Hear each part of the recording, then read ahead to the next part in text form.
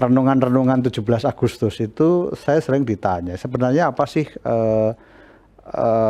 urgensi urgensi perayaan Hari Kemerdekaan itu, dan kenapa harus kita merenungkan jasa para pahlawan. Menurut Bintan, saya harus menjawab apa seperti itu biasanya? Gitu. Ini seolah-olah saya Pak Asad gitu ya? Iya kan biasanya kita kan sering gitu toh nanti. Ya kalau kita ngobrol di rumah seperti ini kan ya kita bisa saling sharing untuk itu. Barangkali nanti juga Bu Intan juga akan ditanya kalau ada acara-acara beberapa kali ngobrol dengan para ibu itu juga ditanya hal yang sama gitu. Kalau menurut saya jadi kenapa kita perlu memanfaatkan momen setiap tahun, yaitu perayaan kemerdekaan Republik Indonesia yang kita peringati setiap tanggal 17 Agustus, itu menjadi momen atau media, bisa kita gunakan sebagai media yang sangat bermanfaat untuk terus kita mengembangkan sikap-sikap luhur, karakter-karakter mulia yang dulu pernah dilakukan oleh para pahlawan, para pejuang gitu, para pejuang Indonesia gitu ya. Banyak sekali pelajaran yang kita bisa belajar dari beliau-beliau yang sudah mendahului kita gitu ya. Dan ini perayaan yang biasanya kita isi juga dengan refleksi, itu sekaligus menjadi momen yang penting terutama untuk generasi muda kita yang oleh beberapa kalangan sering dikeluhkan bahwa dengan budaya sekarang yang penuh dengan pragmatisme gitu ya, ketika manusia-manusia hedonisme, individualisme gitu, sehingga banyak para orang tua khawatir anak-anak mereka akan menjadi anak-anak yang individualistik gitu ya, hanya memikirkan diri sendiri, memikirkan kesenangan diri sendiri, hanya mengejar hal-hal yang bersifat materi tanpa mempedulikan orang lain, sehingga hidup itu hanya sekedar hanya untuk mencari kesenangan sendiri. Tentunya ini menjadi keprihatinan kita juga, dan ini justru berbalikan dengan apa yang telah dulu dicontohkan oleh para pejuang, oleh pahlawan kita gitu ya. Bagaimana beliau-beliau itu dulu sangat memikirkan tidak hanya dirinya, tidak hanya keluarganya, tetapi masyarakat pada umumnya begitu ya. Ketika pada masa penjajahan gitu ya, banyak masyarakat kita karena terjajah sehingga kemudian mereka dalam banyak aspek mengalami kemunduran gitu, mengalami kejumudan, mengalami kebodohan gitu, sehingga masyarakat kita menjadi masyarakat yang tidak maju, masyarakat yang menurut beberapa kalangan dibilang masyarakat terbelakang begitu ya. Ya sebenarnya nggak terbelakang barangkali karena kemudian penjajah ingin menjajah, mereka dibodohkan gitu.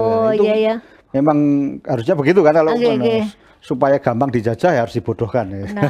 Nah ini di dalam situasi yang seperti ini kemudian muncul betul. Ini kan kita kelihatan jadinya muncul para pejuang yang ingin melakukan penyadaran gitu ya, kepada masyarakat bahwa kita perlu bersama-sama gitu ya, memerdekakan, memperbaiki nasib bangsa ini supaya bangsa ini tidak tadi dituduh bodoh, dituduh terbelakang, dituduh biksit, tidak hanya dituduh tetapi benar-benar mengajak masyarakat melakukan penyadaran untuk berjuang bersama, membebaskan diri dari segala bentuk penjajahan, bentuk penindasan, sehingga kita menjadi manusia-manusia yang merdeka, merdeka untuk bisa menentukan nasib bangsa kita sendiri, menjadi bangsa yang penuh kebersyukuran kepada Allah, menjadi manusia yang cerdas dan menjadi manusia yang punya peran aktif di dunia. Jadi sebenarnya kalau menurut Bintan, para pejuang dulu itu mau yang dicari apa toh?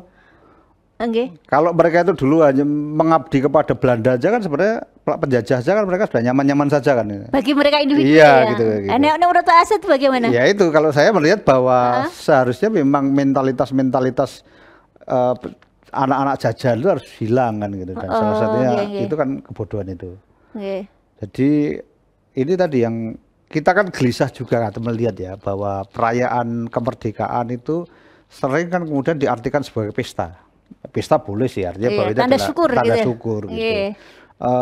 Yang jadi persoalan adalah kemudian kesyukuran itu tidak, pertama kalau syukur itu kan kita kembalikan kepada Allah ya, bahwa kita menyadari betul bahwa di dalam pesta itu yang kita ingat adalah bahwa ini adalah pemberian Allah ya, negeri ini adalah negeri yang diberikan oleh Allah kepada kita, maka mari kita syukuri, kita gunakan kemerdekaan ini untuk betul-betul melahirkan negeri yang adil makmur, nah, gitu, adil makmur yang rakyat semua itu sejahtera, seneng kabeh orang sing susah gitu.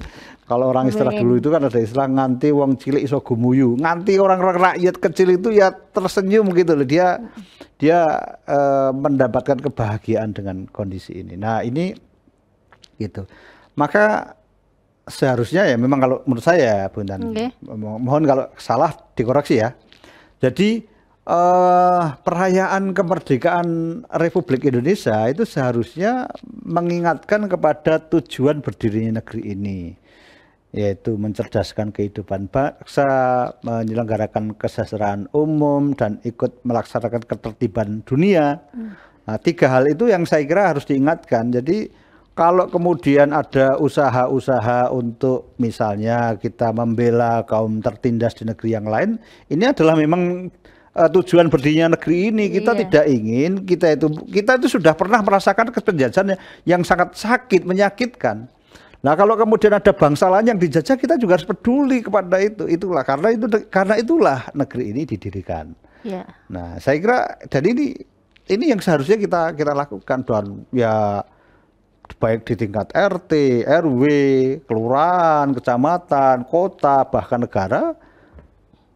Mengingatkan tujuan berdirinya negara itu saya kira sesuatu yang penting, tanpa harus mengurangi rasa kegembiraan warga gitu. Jadi justru dengan gembira biasanya orang ini ya, kalau dalam teori pembelajaran itu kan dengan situasi gembira itu apa yang kita informasikan itu lebih membekas gitu ya, lebih berkesan gitu ya. Iya betul. Nah kita harapkan seperti rasa itu. Senang sebenarnya yang sesuatu yang menyenangkan. Orang itu kalau dididik dengan rasa yang senang, maka dia akan membekas gitu.